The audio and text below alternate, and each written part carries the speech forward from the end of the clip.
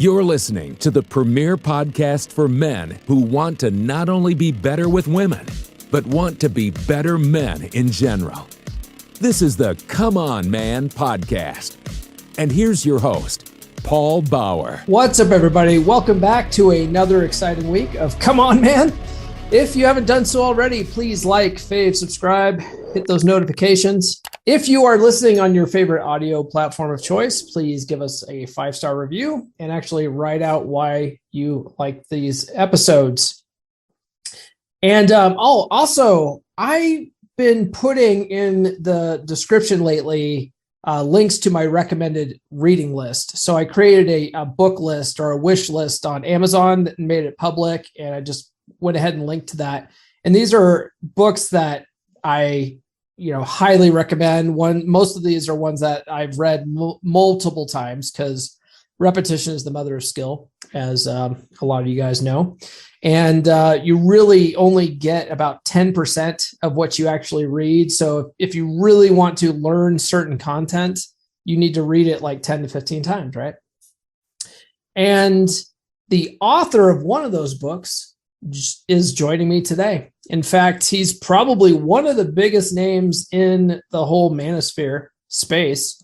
He didn't start off that way, though. He started off as an entrepreneur that liked to show off badass cars.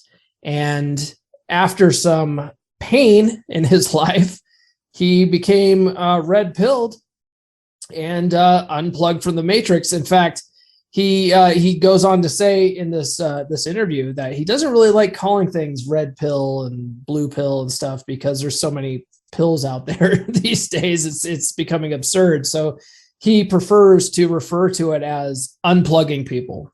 I'm talking, of course, about Rich Cooper, and I'm going to bring you that conversation with Rich right after these words. I often get inundated in my DMs on TikTok and Instagram from guys asking me for dating advice, specifically tips for online dating. How should I set up my profile? What kind of pictures should I have? How do I open with a woman? Look, guys, I'm a podcast host, not a dating coach. That's why I've partnered with one of the best dating coaches around. You may know him as Performance Potential on TikTok. I know him as Evan. And Evan has come up with one of the best dating app coaching programs in the industry. He's calling his program the Dating Dynamic. If you click the link in the description, if you use the promo code ComeOnMan30 at checkout, because you're one of my listeners, you'll get 30% off the cost of his program. You often hear that 80% of women are only going for the top 20% of men on dating apps. Well, this course is guaranteed to show you how to be in that top 20%. So stop complaining and do something about it. Click the link in the description and sign up for the Dating Dynamic program today and get 30% off when you use my promo code at checkout. That promo code is ComeOnMan30. Again, click the link in the description and get 30% off at checkout when you use ComeOnMan30. Be in that top 20%. This week, I'm joined by the host of Entrepreneurs in Cars and the author of what I often refer to as the best red pill book out there, the Unplugged Alpha. It's Rich Cooper. How are you today, sir? Doing good, bud. How you doing? Doing good. This is the Valentine's Day episode. So happy Valentine's Day. Happy Valentine's Day to everybody. Yeah. Do you celebrate it? Also known as Steak and Blowjob Day, by the way. Yeah. There was a radio show out in California that it was like the Tuesday after or something, they would call it that, but yeah, that's what it should be. Yeah, have some fun with it. There's got to be something in it for men too, right? There absolutely should be. So your book is outstanding, and I frequently talk about it on social media, and I've told Rollo about it, and he wrote the foreword. But I always recommend to people that want to learn about the red pill that they should read your book first, because to me, it's easily digestible and you give lots of actionable advice. And then once they read it and want to do a deep dive, then maybe they should read Rollo's Rational Male series afterwards. What's your take on that?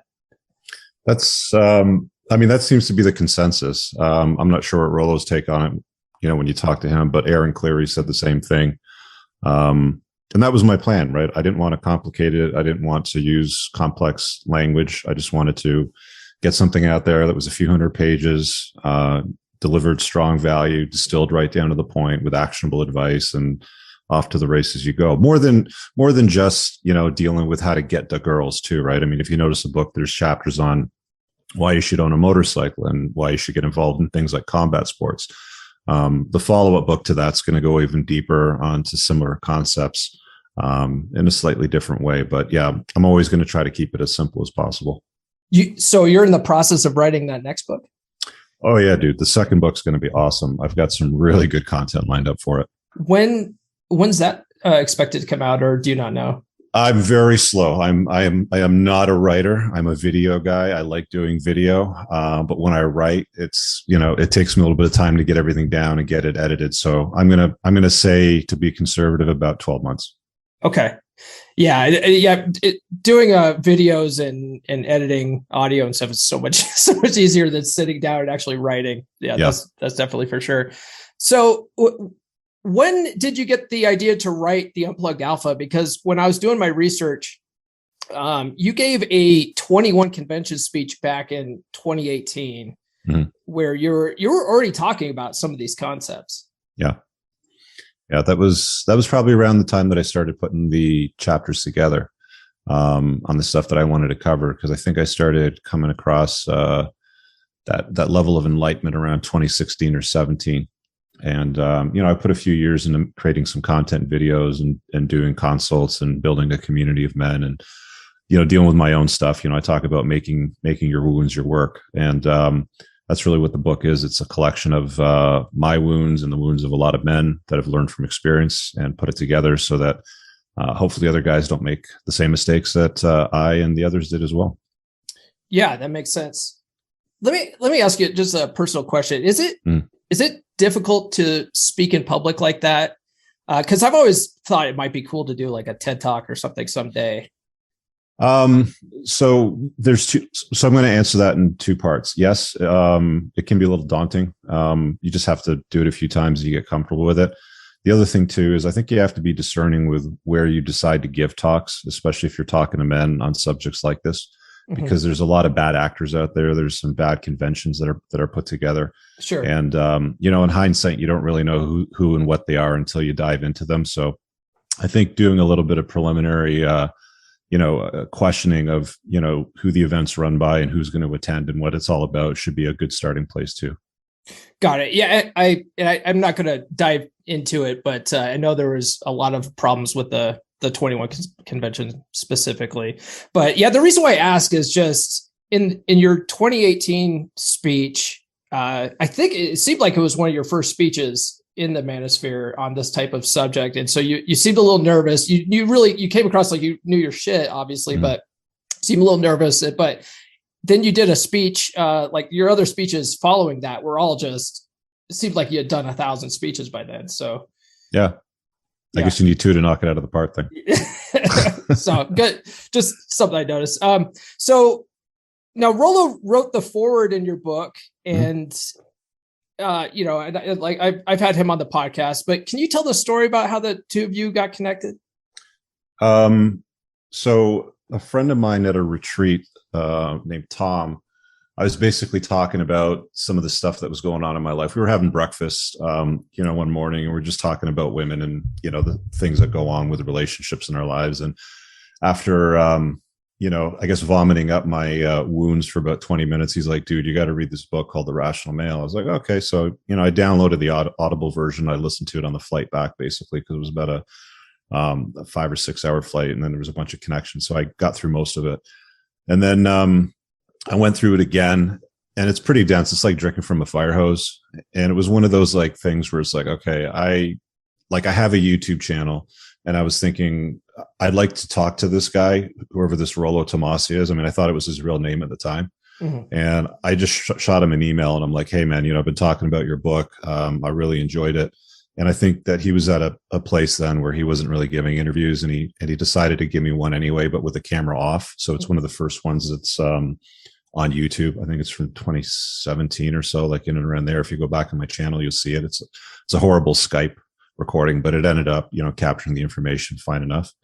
And then as far as the forward goes, when we were done the interview, he's like, hey, I'm doing a speaking event. I've seen your content. I think you'd be a good fit. I'd like to introduce you to the guy doing it. And, we'll connect. And then kind of the rest from there was history, because I asked him at that event, when I was thinking about putting a book together, if he would do the forward. And he's like, yeah, let me see what you got, sort of thing. And we'll cross that bridge then. Got it. Okay.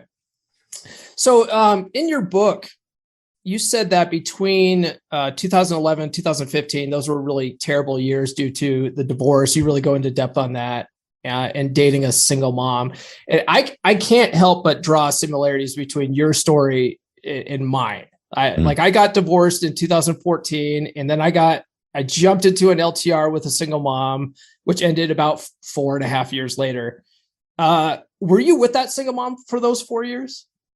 No, it was about 3 years. I think I was with her. About 3 years. Okay. Yeah. And then you said that it ended with because she abused, lied, and cheated on you. And you talk a little bit more about the cheating part later in the book. So that part's pretty clear. But I mean, what kind of abuse did you deal with? It was mostly coming from, those kids who, I talk about in the book how you end up, if you date a single mom, you're going to get yourself in a scenario where you've got financial responsibility and parenting responsibility, but you have no authority.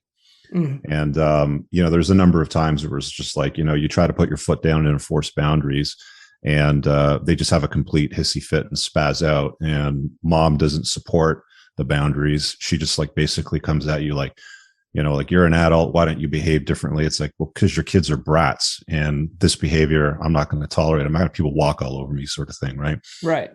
So that's what I was talking about when I was talking about abuse. It's just one of those things that come with the territory. Sure. Were you guys living together?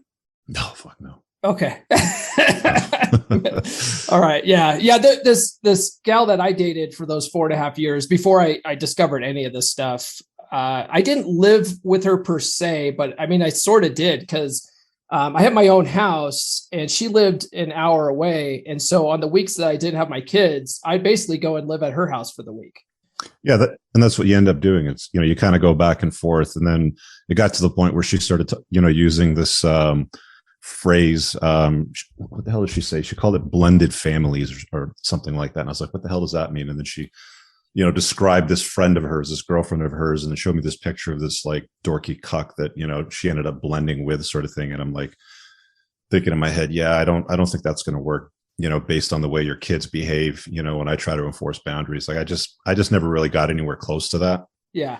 But yeah, it's like, they have this like illusion in their head that it's a good idea to blend families and, combine those two lives. And there's a lot of risks that come with that. I mean, especially if, like, I've got a daughter and she's got a couple of boys. The biggest risk to young girls, I mean, you might have noticed this in the dating pool after you get red pilled, but there's a lot of women that have trauma, that grew up in these types of blended families. And it usually comes from a stepfather or a step sibling that sexually abused them, when they were young. Right. So, there's a lot of things you talk about that in the book. Yeah. Yeah. Now you mentioned in your book that at the time you're writing, you were in an LTR, and then in some other videos I saw on YouTube, I watched. I think I heard you say you were still in LTR. Is that the same woman? Yep. Okay. How's that going? Well, I'll tell you what, man. When you unplug from the comforting lies from society and you take a little bit of a dive down the rabbit hole and take that red pill, it's significantly better than it ever has been in my life. Right? I mean, I never really had a problem, getting women to be interested in me. It was just dealing with like the longer term stuff, with like the shit testing and the frame and, letting them get away with certain things that you shouldn't let women get away with. So yeah, it's considerably better now, obviously. Yeah. That's what I was going to ask you next, was how has the red pill helped in that relationship? So I assume stuff like setting clear boundaries and taking the lead and stuff. Taking the lead and like being, being what men are supposed to be, like a freaking giant, like somebody that she can look up to, like having those competency skills and being able to set and enforce boundaries. Like women actually like it. Women, there's a lot of complaints from those like toxic feminist type with the short purple hair and they're, a little bit overweight with 17 cats. They'll say, oh, you've got patriarchal issues or you're mad or blah, blah, blah sort of thing. But no, like women actually like to live within the boundaries of a strong, virtuous male. Yeah. And I found too that, there are women that, if you read like David Data's book, right? He talks about like masculine, feminine energy. Which one's that's The Way of the Superior Man? Yeah. Yeah. I'm not a big fan of that book. It's a little too woo woo for me. I don't think it covers like what's the most useful stuff that guys can, benefit from. Sure. I know I take books like that, I take what's useful out of books like that, and sort of leave what isn't. So like the whole spirituality stuff in that book is like, okay. But like there are women that, the modern women, I guess a lot of guys say, that sort of really identify they're masculine.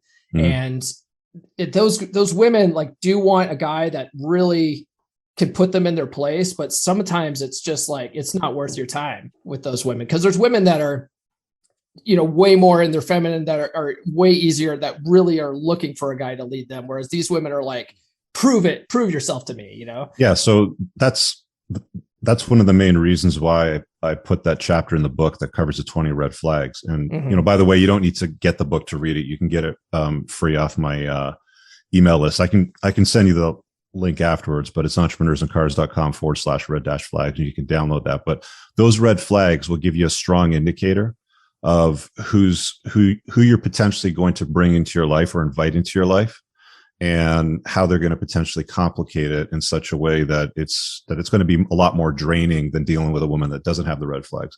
Like I basically say at the opening of that chapter, it's like, look, you can ignore all this advice and you can invite a woman that's got red flags, several of these or all of them, right? You can marry them, you can have kids with them, you can live with them, you can do it whatever the hell you want at the end of the day, but just understand that you're going to unnecessarily add complexity and complicate your life in such a way that you're not going to be able to perform at an optimal level, right? So when you get clear on what to avoid, it's a lot easier to seek, the positive traits, right? Because a lot of the time it's like, the polar opposite. Like a woman with daddy issues, has red flags, but a woman that's got a good relationship with a father is more of a green flag sort of thing, right?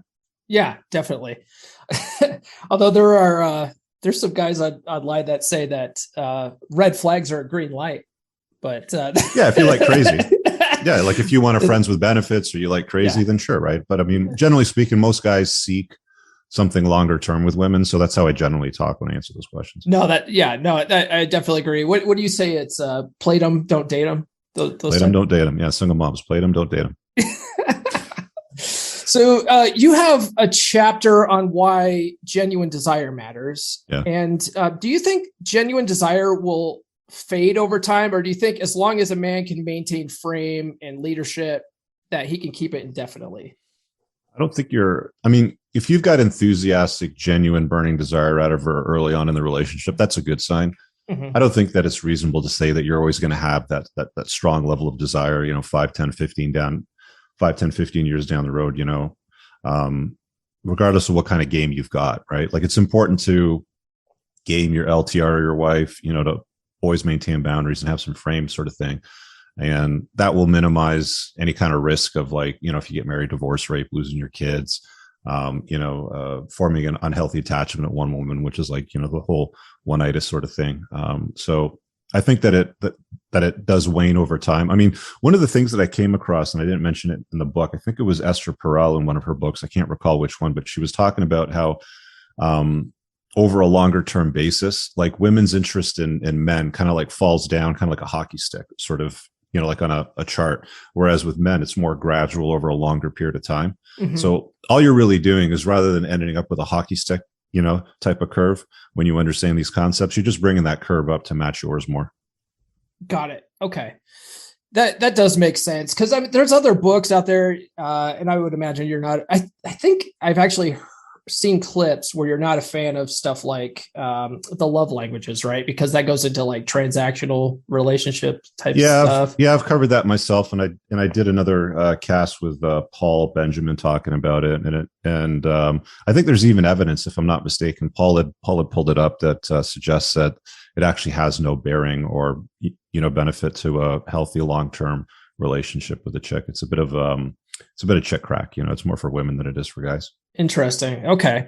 Yeah. Cause I've always looked at it like, if you're at least doing that stuff from the beginning, that makes a lot of sense. But if you are doing it 10 years down the road to try to salvage something that's not there anymore, then you're just wasting your time. Yeah. That's when you're getting into shore play and you're trying to negotiate, desire with a woman. That's what most guys do. I mean, like, I sit as a fly on a wall in a few different Facebook groups just to kind of watch these plugged in betas, talk about how if they did the dishes more, like some guy will, make a post and be like, I don't understand. My wife's not having sex anymore. It's been, but like we get intimate every like 45 to 60 days. And, what should I do? And it's like all these nerds pile in. And like one guy will be like, well, what's her love language? Or maybe if you did the dishes more and, took care of the kids. And it's like, you guys are hopeless, man. I got nothing for you. I'm just going to sit here and watch this unfold. Yeah. Yeah. Cause you talk about that too in the book, the betatization through 1,000 concessions. Yeah.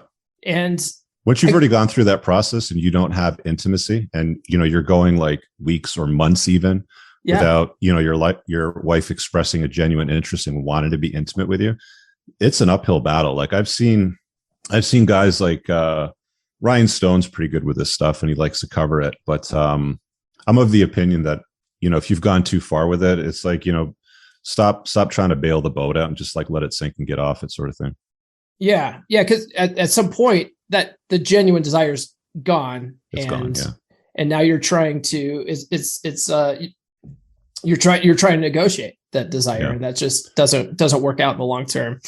You already mentioned your red flags, and I'll post a link to that in the description. But in your red flags chapter, you talk about women with high notch counts. And I find that a lot of men get really hung up on the notch count or body count number. And I feel like if a guy specifically asks a woman for her body count, he's coming across as insecure and she'll never be honest with him anyway. So with that sort of concept, I mean, how are guys supposed to know her notch count or at least have a guess? You can take a stab at it by just looking at the behaviors around it. Like, you don't need to see the sun to know that the sun's up on a cloudy day. If you can look around and see everything, within sight, that it's behind the cloud, sort of thing, right? So it's the same sort of thing with figuring out a woman's notch count. You just have to watch her behavior, take a look at her lifestyle, see what she's been doing, with her life. You meet a woman at 21, 22, 23, chances are she's got a lower notch count than a woman that's 40, right? Mm-hmm. And was married for 5 years, been divorced, rode the carousel, partied it up. Like I had a guy call in last night on one of my shows, and he was dating this 36-year-old nurse practitioner for about 3 or 4 months, right? And he ended up with a bad case of one-itis for her, didn't know how to kind of get her out of her mind. And it's like, dude, this chick's got more red flags than a Chinese Communist parade. Like she's partying with her girlfriends constantly. She drinks gallons of booze. She's going to places like Napa Valley and Vegas with her girlfriends. What do you think she's going to be up to? And what do you think she's been up to, with her time prior to that? Right. Mm-hmm. She's not a, quote unquote, like good girl. That's probably got a very low notch count. I mean, she's probably been at it for a while and has racked up quite the number. It could be high double digits, could be triple digits, sort of thing. Sure. So, I mean, like there's a number of leading indicators. I mean, like a lot of guys will be like, well, why don't you just ask her? Okay. Well, sure. Ask her. Right. She'll probably throw a number at you, but here's what she's going to exclude. She's going to exclude friends with benefits, same night lays, what happened at the phone cannon party in Cancun or Ibiza or her European trip. She's going to exclude lesbian encounters, threesomes. She's going to exclude most of the stuff except for guys and obvious, epochs, within her lifestyle that she can remember. So if she throws a number at you like 10, you can easily, comfortably double that, right? Yeah. Yeah. That's sort of how I've always looked at that. Like, just look at the red flags, really just pay attention to her actions, not necessarily some number, some arbitrary number, I guess. Right. Yeah. Now, okay, I really wanted to talk to you about this one because this one comes up a lot on. I see clips about this stuff like all over, the quote manosphere, right? Mm-hmm. So you have an entire chapter. I mean, this is also in one of your red flags, but you also have an entire chapter on why men shouldn't date single moms. And I wanted to run my take on single moms by you. So hear me out and then go ahead and mop the floor with me here. But okay, so I feel like if you're a kid, late teens, in your 20s, you have zero business dating a single mom. If you have no kids, regardless of how old you are, you have zero business dating a single mom. But if you're a single dad like me, like in my 40s, I almost prefer single moms because, I'm a single dad myself. I don't want to have kids anymore. And a lot of women that haven't had kids yet, I found to have baby rabies, which is also in your red flags. The single moms, they understand dealing with parenting schedules. Now, I only see it working if your parenting schedules line up, because if she has her kids full time, forget it. She doesn't have time for you. You and her need to agree that you won't parent each other's kids. If she wants a father for her kids, she's out. If she starts looking to mother your kids, that's not going to work. And then also you don't live with her or marry her. Otherwise, I feel like it can work. Yeah. So, I mean, if you're not dealing with parenting the kids or living with her or marrying her, then she's basically a friends with benefits. I mean, you're kind of dating /FWB. Now, in that chapter in the book, I outline one scenario where, people have challenged me and said, well, one, would it be appropriate? And my answer to that is, okay, well, she ticks off all the boxes. She's in my frame. She's compliant. She's obedient. Like she does everything, right? She's got all the green flags. She's got none of the red flags. And she's got one kid that's the same age, same gender as my kid. Mm-hmm. That's the only way that I would consider it. Okay. And even then, I mean, if I had the option of a woman that didn't have a kid, I'd obviously pick her over that one. Right. Mm-hmm. So generally speaking, it's a bad idea. But I mean, a lot of guys will be like, kind of like the way that you've described it. And I mean, how old are you, Paul? I'm 40. I'm going to be 43 this year. Okay. So I'm a little bit older than you, right? So I'm 48. Uh-huh. My LTR doesn't have any kids. She's my junior and she's okay with not having kids. Right. Mm-hmm. And she's good with mine. Right. So, I mean, like women out there exist that don't bring baggage from prior relationships.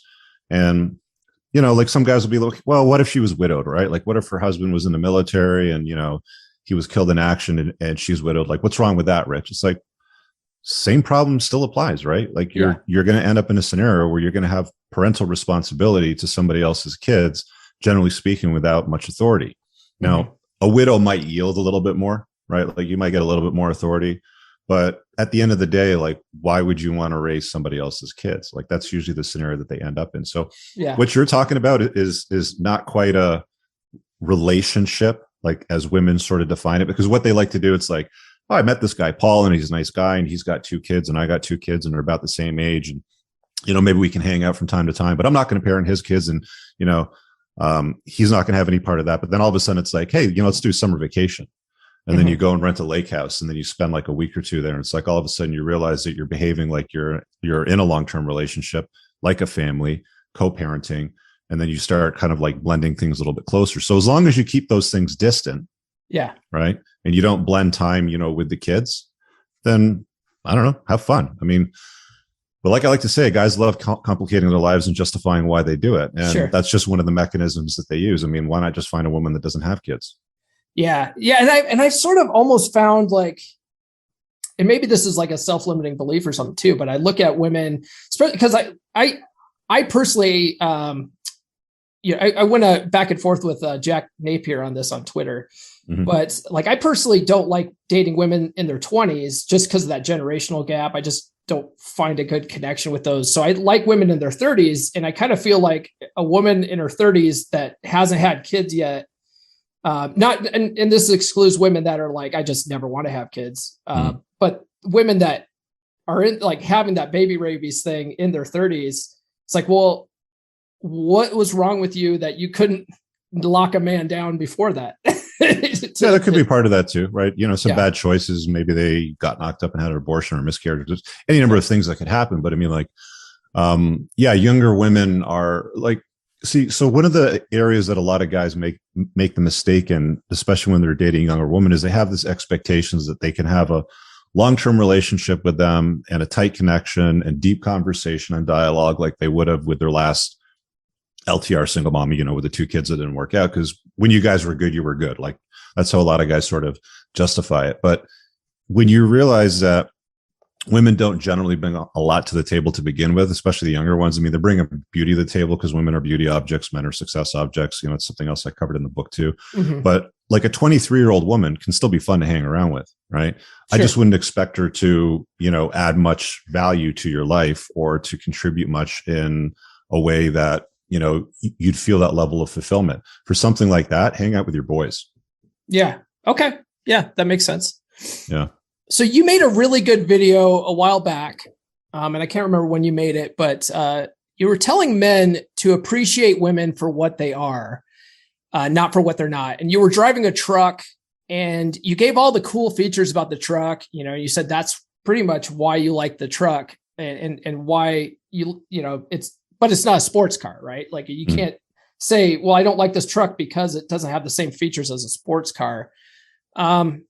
Do you think too many guys get really hung up on the idea of like hypergamy, or that women don't love idealistically, and sort of get a mental fog about it? Yeah, that's when you start dealing with the guys that are all doom and gloom. They start saying things like, well, if Brad Pitt couldn't do it, what makes you think anybody else can handle it, sort of thing. And it's like, okay, well, I'm not here to sway their opinions or change their mind. I don't care at the end of the day. I mean, if you don't want to deal with women, don't deal with women, sit in your corner and sulk, if you want. It's entirely up to you.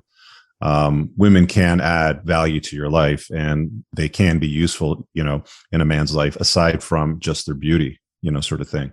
But yeah, I mean, I can't think of what video that is right now because I'm trying to think of a truck, and I haven't been driving very many trucks over the last few years that I was driving. Do you know what I was driving in that one? It was I think it was a Ford, some kind of Ford truck. And you were talking about that was the Edge Sport at the time, I think. Yeah, that's an older one. So yeah, it's really just surrendering to what women are, right? Mm-hmm. And, a lot of guys think that women should love men unconditionally, right? Like that's the big lie that a lot of married guys buy that get divorced, in sickness and health and richer and poorer and blah, blah, blah, blah. And they think, just because you take vows and you have a ceremony and you exchange rings, that it's always going to be unconditional. She's always going to have genuine burning desire for you. But at the end of the day, women love conditionally.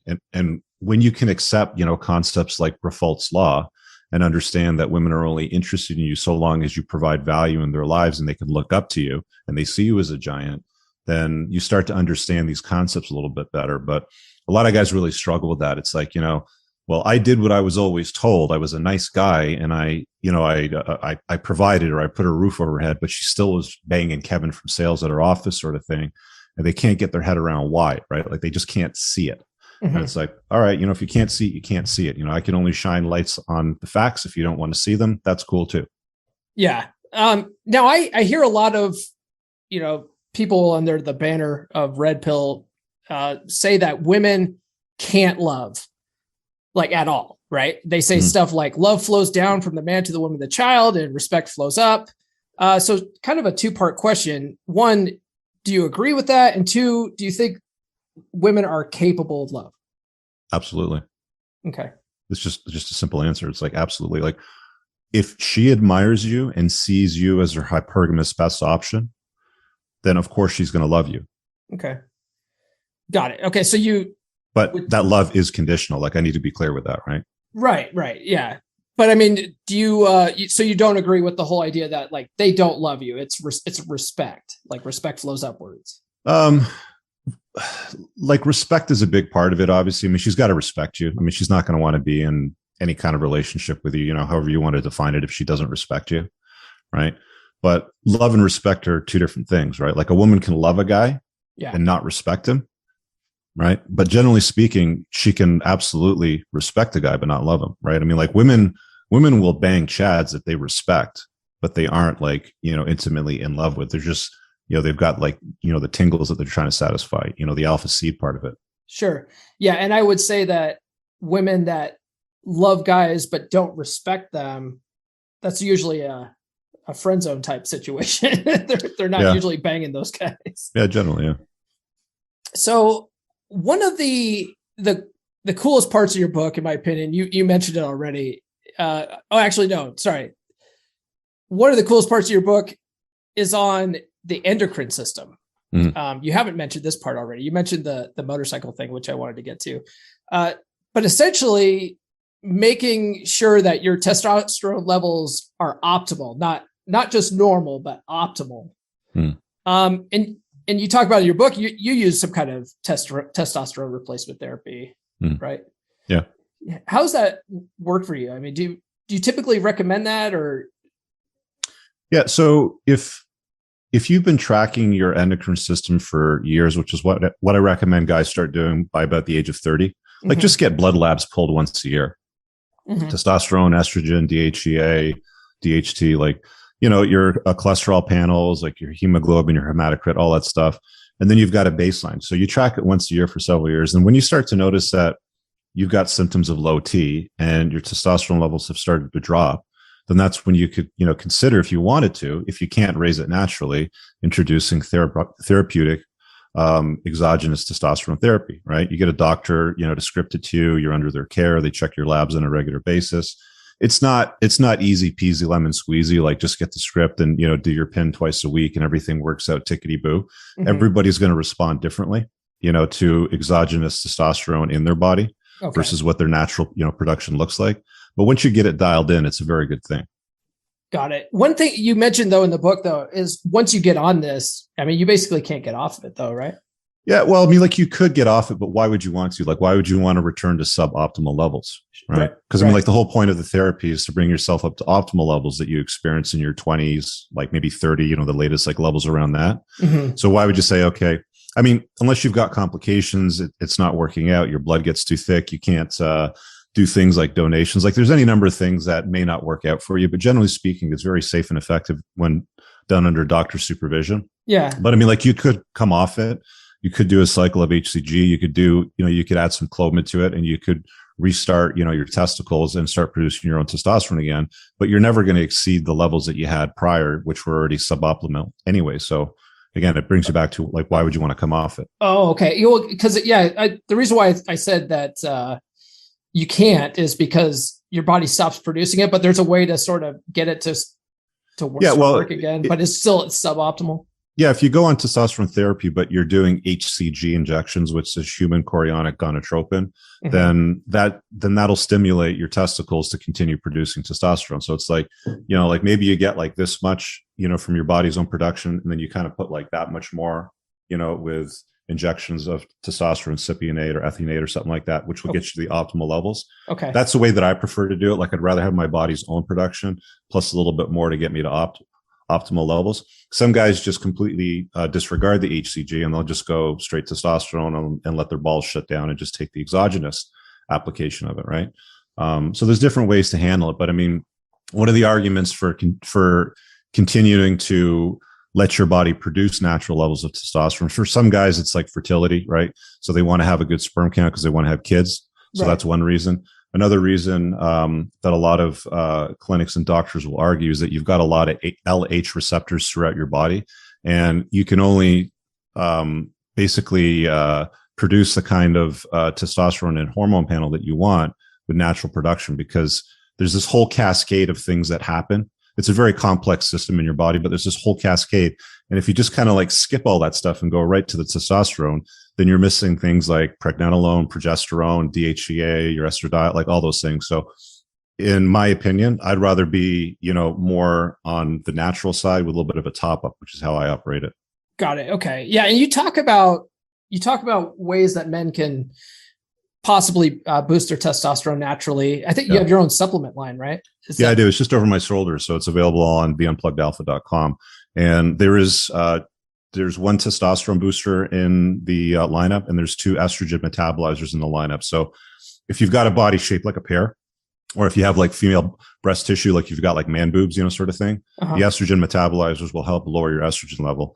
And if you've got low T, then the testosterone boosters will. It's got things like Tongat Ali and ashwagandha, and there are a few other herbs in there which are proven to help support testosterone production. you shouldn't, try to buy supplements like that with the expectations that, you're going to have testosterone production that you had when you were 20. Mm-hmm. Probably very, very unlikely. But what I'm talking about is supporting your existing production. So, testosterone therapy is not for everybody, but you've probably noticed yourself, I noticed your posts on social media, but there's a lot of like weak men out there.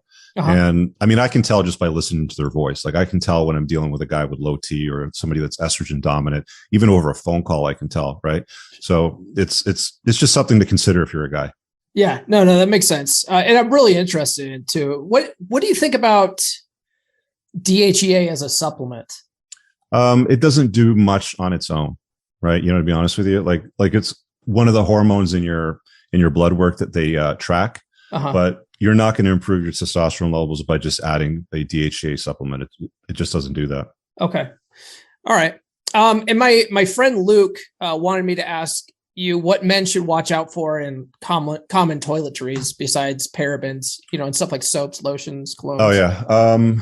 That's a longer conversation. I got a video on my channel. I did an interview with Dr. Anthony J. So if you search Entrepreneurs in Cars and then plus Dr. Anthony J in there, it'll come up. It's about 90 minutes. Okay.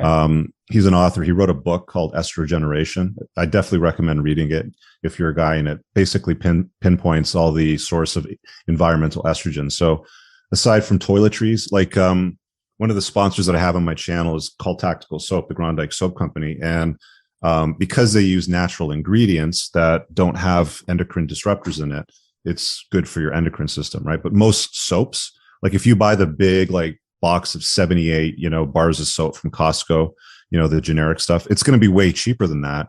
But when you look at the ingredients, you're going to see things that end with language like benzones, oxybenzones, stuff like that. All of these unnatural ingredients mimic estrogen in the male body. So things like soy, things like in plastic packaging, tap water has estrogen in it because women go to the bathroom, when they're on the birth control pill, they go to the bathroom, the hormone gets flushed down the toilet into the water system. They clean out the poo, the toilet paper, all the like physical particles, but they can't filter out hormones from the water supply. So that now ends up back in your faucets and tap. And, you boil your pasta with it, you make your coffee and tea with it, and you drink it. Most guys are actually drinking extra levels of estrogen. So what most guys end up finding out when they start doing their blood labs is that they're generally estrogen dominant. Got it. Oh, okay.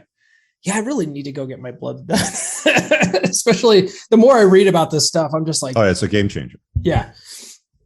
So you have a chapter on getting the girls online.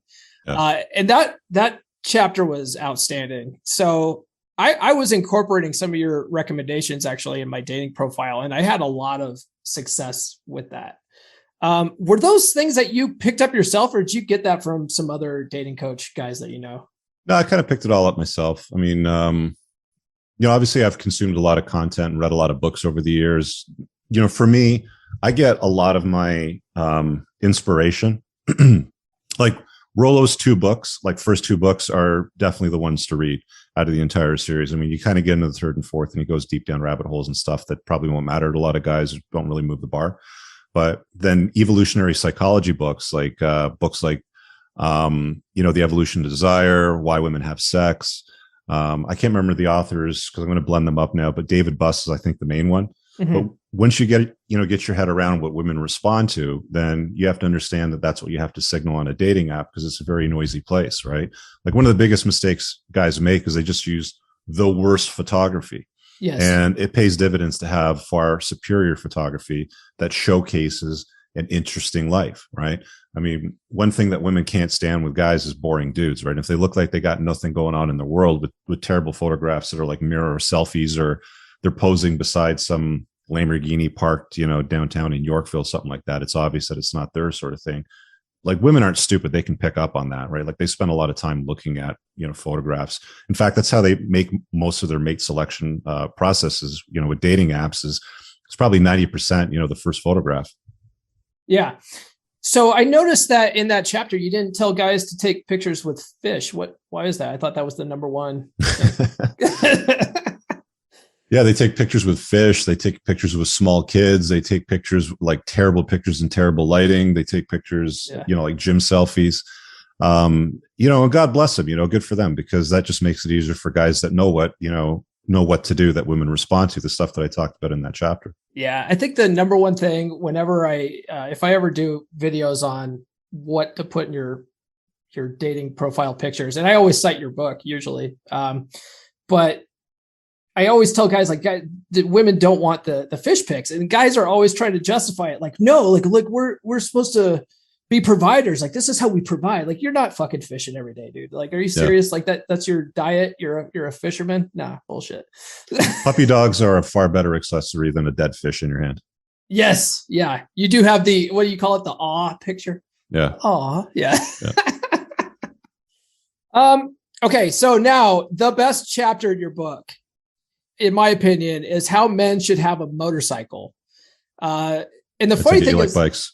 Well, I didn't. I was never a motorcycle guy until I dated a gal that was into motorcycles. And she actually taught me how to ride, and I ended up buying a bike. This was in 2020. I bought a bike. So I have a 2015 Honda Shadow Phantom. And when I already had the bike by the time I read your book, though, and I was like, yes, I'm doing it right. But why do you recommend that guys ride bikes? Man, bikes are awesome. They're, I compare it to a steed, a stallion, back in the day, a few hundred years ago. I think a man that acquired something powerful to tame, like a large male horse, it's probably very similar to the way a motorcycle, would feel today. I've ridden a lot of bikes. I know how women respond to motorcycles. It forces intimacy, by the nature of the way that you ride them. They're a lot of fun. They're cheap on gas. They perform like way better than exotic cars, dollar for dollar. I mean, they do have the downside where you have to keep your head on a swivel. You have to keep your wits about you when you're riding, and just assume that everything on the road is going to try to hit you and kill you. But once you get your head around that, kind of like how you accept female nature, how women only love you so long as you're useful to them, sort of thing, then you can have a lot of fun with them. Right. Yeah. Yeah. I agree. You also mentioned that you were on a motorcycle hiatus. Are you still on a hiatus? I am. Yeah. I've been like drooling over bikes over the last couple of years, and I haven't decided what I'm going to get or if I'm going to get something. But I've talked to some friends about doing some road trips, and maybe when I travel, it might be ideal to rent a cruiser bike and kind of like see those areas on a motorcycle. But for now, I just drive exotic cars, right? Which kind of ticks off the same box, but in a different way. The other problem too is I got to get my eyes lasered. I got to get my vision corrected so I can ride with helmets and sunglasses on, sort of thing again, which I haven't been able to do since I was 30. Oh, got it. You don't wear contacts? I can't stick my fingers in my eyes. Oh, okay. So it's either that or I got to get prescription sunglasses or something like that I can fit into a helmet. But yeah, and the riding season here is a lot shorter than what it is in most places in the world too. Right. Yeah. You basically get May to September, October, the latest. Yeah. I live in Colorado, and it's way too cold to ride the bike. I see guys that ride all year round, and I'm just like, how can you do that, man? Because it's so uncomfortable to once it's below 40, I don't care how many layers I got on. I'm still too cold. My fingers get too cold. It's I can't control the bike. It's just dangerous at that point. I know someone got me some heated gloves once. And I've heard that if you can have heated grips. Yeah. Some of the cruiser bikes have heated grips and heated seats and stuff like that. Yeah. That might be better. Maybe that's what I need, but I'm just it's more of a summer thing. I'd much rather just ride it when it's nice out. Yeah.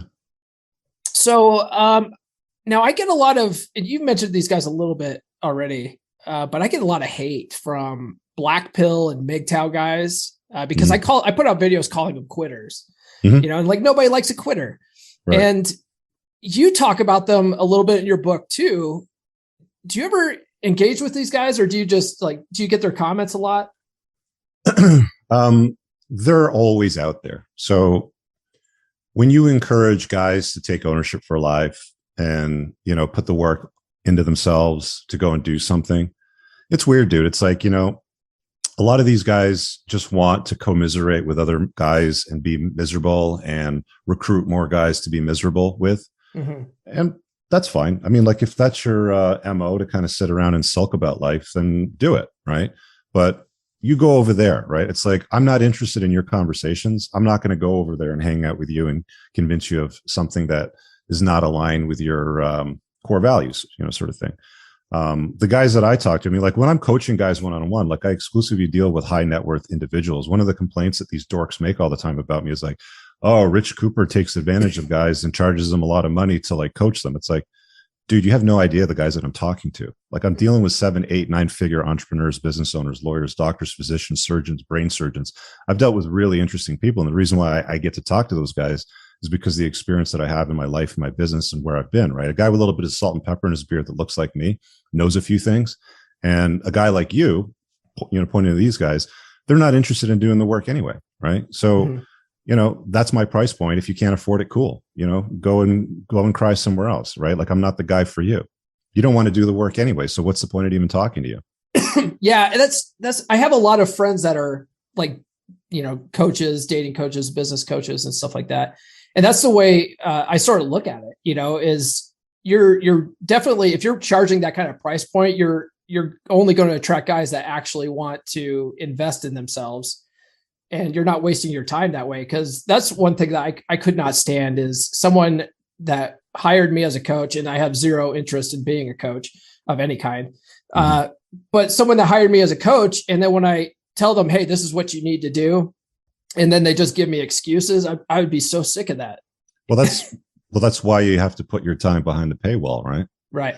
And then you tell people, all right, like I'm happy to talk to you, but here's my rate. And it's only guys that want to put skin in the game to do the work to get that honest feedback that are willing to apply that to their lives. And they're the ones that get the results. I mean, you can look at the written reviews on my coaching platform, and it's a solid 5 stars. Everybody loves what I do in their lives, and I'm very efficient. Like I'm honestly, most of the calls that I do are somewhere between 15 and 20 minutes. Like they're pretty rapid. I get to the point real quick with people and move the bar for them. But there's always going to be a demographic of guys that are just more interested in sitting around and complaining, and that's fine. Cool. Go do that.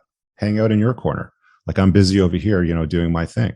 So the thing that I say about hate, a lot of the time to guys that is difficult for people to comprehend, because one of the things you ask is like, how do you deal with that? How do you engage them? And it's like, you don't. Right. Okay. When you understand that hate always comes from beneath and that nobody ever gets jealous of a loser, you understand who they are and what their MO is. Right. Mm-hmm. They're like crabs in a bucket. They just kind of want to pull you down to their low level. Right. Yeah. You'll never get hate from a guy like Elon Musk, Jeff Bezos, like high level guys don't have time or aren't interested in trying to bring somebody else down to their crap level because they're too busy doing what they're doing. Yeah, that's right. You don't see Elon Musk going around trolling people on TikTok. Well, he trolls people in a funny way, with like the tax policies of Congress. The thing that he did with Bernie Sanders, I think it was, which was kind of funny. Yeah, I don't know if you saw that tweet. He's like, "Oh, I forgot that you were still around or still alive or something like that." I thought that was pretty funny. But he doesn't go out of his way to like show up at like Congress hearings or whatever and like sit there in the chairs and like heckle them, sort of thing like that. Yeah. Like that's what these nerds do. It's like, dude, you have nothing better to do with your time. Yeah. I noticed you have a TikTok channel, or is that someone else parading as you? No, I've got one, but there's always people that steal my short content and they put it on their channel, or they'll comment on it, whatever. It doesn't really matter to me, but the main TikTok channel is under the same name as a channel, and it's really just shorts that I just repurpose. So they go to Instagram, TikTok, Twitter. Like I just, drop them everywhere. Got it. Do you do that yourself, or do you outsource that? I'm just curious. All the work's done by my editor. He just sends me over a file and I just upload it. So it takes me like 30 seconds. Okay. Yeah. I mean, specifically, so I get a lot of the black pill and MGTOW guys on TikTok. But I think what's worse than those guys, because they're just trolling the comments. It's no big deal. Well, you don't read comments. That's like one of the things that you got to get good at when it comes to creating content is you don't pay attention to people in the comments. You don't go in and interact with people? I used to do that. Like in the early days when the channel was smaller, like I would respond to everybody. And, for the most part of that time, like you had true raving fans, right? Like smaller channels generally have that, right? But as you get bigger, you get a lot of these dorks and these trolls that come in there that think that they have opinions that matter. They know what they're talking about. And it's like, after you kind of click through and you see who they are, or you look at the social feeds, or you see the channels that they subscribe to, or the playlists, or whatever it happens to be, you start to realize that there's a consistent pattern. These guys are all losers. Right. And it's like, a lion does not concern himself with the opinion of sheep. You just keep sheeping it out over there, sort of thing. Got it. Yeah. That's why I don't read them. That makes sense. And my content, my channels aren't as big as yours either. So I'm still trying to build. So I'm still doing the whole building a community type thing. Yeah. For marketing purposes. But yeah, hopefully I'll get to the point where I'm just like, But no, the problem with TikTok I found isn't necessarily these MGTOW black pill guys. It's the raging feminists. And they're pretty bad too. They will, and the white knights are pretty bad too. The white knights are probably just as bad. Yeah, I'll get someone that will find one of my videos and they will stitch it, and they'll have like a massive following because TikTok doesn't kick off any of the left wing people, and they will just flood my stuff with an army of people reporting me and stuff like that. My original account got banned on TikTok. I had like 30,000 followers and I got banned. I had to rebuild. And have you had to deal with any of that at all, or your editor, I guess?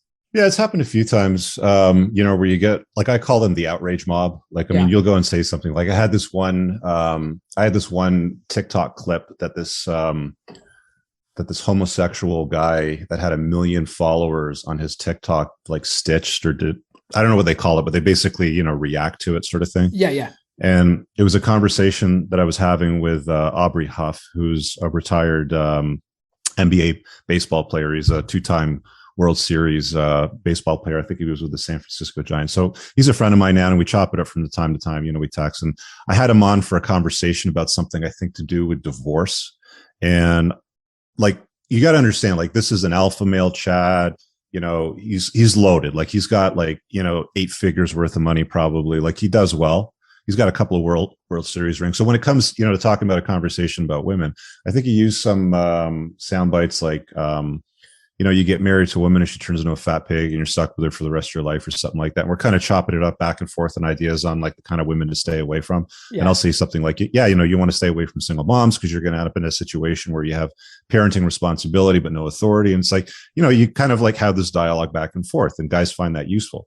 Well, then some, gay dude with 1 million following, mostly like Karens that follow the guy. I mean, if you look at the comments, and you're like, wow, that's pretty funny, because then they send the outrage mob over and then they try to complain and report you, sort of thing. And you might lose access to the algorithms or the homepage feed like that for a little bit, short period of time, long period of time.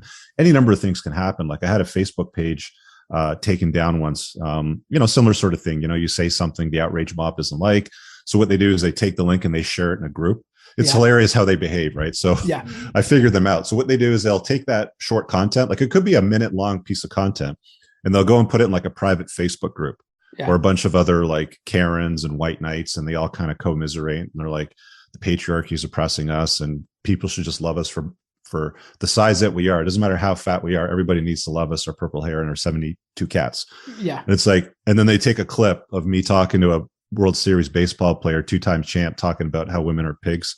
And I kind of comment on a few things around that. Oh my God. And they lose their mind and they send everybody over. And it's like, your page is about to get taken down and you get reported, sort of thing. It's like, it's going to happen. Right. Because that's the world that we live in today. Everybody's made out of butter. They're soft. They have no backbone anymore. They're all snowflakes. Yeah. Comes from all corners of the interweb. The white knights, the feminists, the black pill guys, they're all a bunch of losers that have nothing better to do with their time. And they think that, canceling somebody down is like the best way to sort of resolve it. It's strange because if I come across a piece of content that I like, let's say that I'm browsing on YouTube and YouTube recommends something that I'm not interested in, like cat videos, right? I just click away. I'm not interested in watching that. And I'm not going to comment on it. I'm not going to take it and share it in a group and tell other guys to come in and comment on it, because I'm a guy with purpose and I have a grind to, work on in life. I have stuff to do. Yeah. It's people that have nothing to do with in their lives that like to take this material, create outright outrage with it, and they'll just, plop it out. There's another one that I did on Twitter. It was a couple of years ago where I provide a list, and it's something like, hey ladies, this is how you keep a guy. be obedient, be tidy, have culinary skills, know what he likes in the bedroom, don't be a single mom, don't have debt, like, stuff like that. Sure. People lost their ever loving minds somewhere. Some, toxic feminist got a hold of it. Yeah. And then it got redistributed. And within about a week, I got probably 1 million or 2 million hits on it. Yeah. And mostly from like, the outrage mob and haters and stuff like that. It ended up on like morning shows, the morning shows, like, The View. Yeah. not on The View, but on like a bunch of like morning shows, throughout the world, in Australia, New Zealand. There was 1 or 2 in Eastern Europe, a couple in Ireland and Scotland and stuff like that. Yeah. They just love that stuff because for them, it solidifies the whole patriarchal enemy that they're looking for. Right. And it's just like hilarious that there's that many miserable people out there that they would spend that much time, commenting on and reacting to something that has no relevance to them.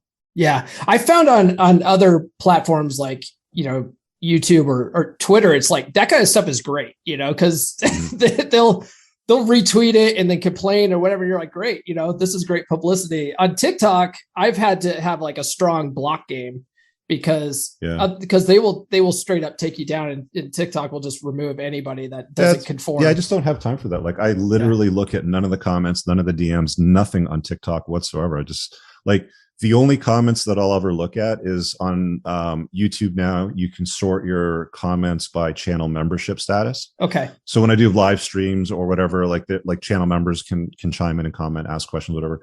And like once a week, I'll go in and I'll just see if anybody has a question about a video. And I'll just look at channel member questions, right? Yeah. And that's it. Like everything else is just invisible to me.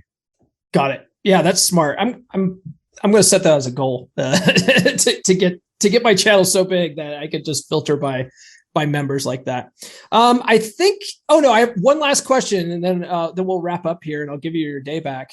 In one of your talks, you talked about, I think this was that one that I talked about before. I think it was like your first 21 convention speak. You said that before you read Rational Male and got red pilled, that you were still alpha, blue pilled, but alpha. Mm. What is a blue pill alpha in your opinion?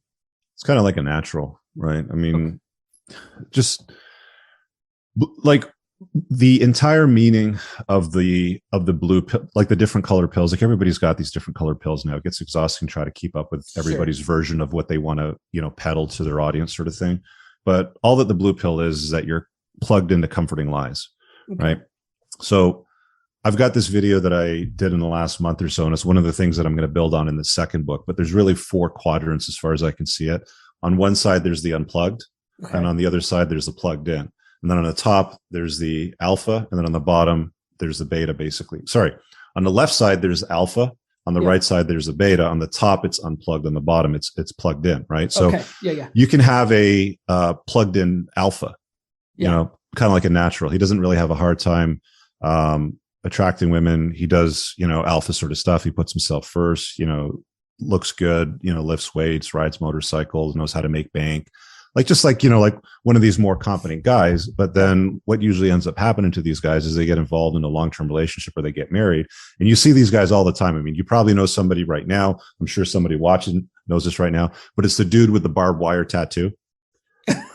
Right. Yeah. And now he's married. He's got 4 kids and his wife's like 300 pounds. And she's got like permanent bitch resting face on. Yeah. And he's like, a former version of himself. And he's like 300 pounds and he's put on all kinds of weight. So, he went from the alpha because he was plugged into lies, to somebody that you wouldn't even recognize later on down the road. So really, when I'm talking about like a blue pilled alpha, it's really like the real definition that I would use today would be a plugged in alpha. Plugged in. Okay. Yeah. So like unplugged versus. Yeah. Got it. Okay. So usually you see those guys that like they kill it in business. They kill it in like all areas of their life, but women, they're just complete like simps kind of. Yeah. Yeah, exactly. Okay. That makes sense. Guys like that get destroyed in the divorce machine, right? Yeah. They were like the natural chads in their, teens and 20s. And because they didn't know about any of this unplugging or any like red pill game and frame sort of stuff, at some point over the next 10, 15, 20 years, they just turn into this former version of themselves that nobody really recognizes. Yeah. Yeah. And that's really sad too. All right, everybody. The book is The Unplugged Alpha. I'll link it to it in the description. Thank you so much for joining me today, Rich. Where can people find you online? Best place to go would be YouTube for my channel. So it's called Entrepreneurs in Cars. I have a clips channel called Rich Cooper Clips. You can get my book on Amazon and print, Kindle, and Audible.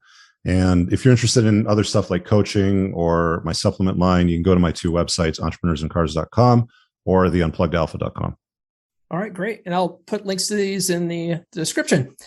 All right, Rich, I'll give you your day back. Thank you so much for joining me today. Anytime, brother. Rich, thank you for taking the time with me today. I really appreciated it. I know how valuable your time is. So for you to give me an hour of your day was really special for me.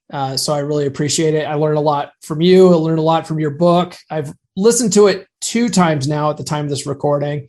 And I've added it to my permanent reread list of books. So I'm going to continue reading this book, and I look forward to your next book when it comes out. A funny thing for you guys that are watching at home,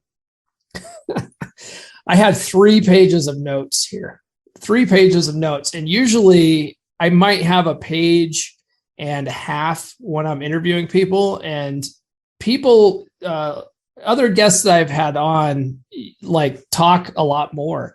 Rich is one of those guys that's just like quick and to the point, doesn't really spend time telling a lot of stories. And we managed to get through all 3 pages just to fill up that hour. So I hope you guys got a lot out of it. I certainly did. Rich is welcome back anytime, obviously. And I highly recommend his book, The Unplugged Alpha. It's a game changer for sure. And it's a short read too. I think it's only like, if you listen on Audible, I think it's only like 5 hours long. It's real easily consumable book, and you will get so much out of it. And that's all I got for this week. We will catch you guys next time. This has been the Come On Man podcast. New full episodes served hot every Monday morning on your favorite podcast platform of choice. So subscribe now. Follow Paul on social media. The links are in the description. Now, go out and get it.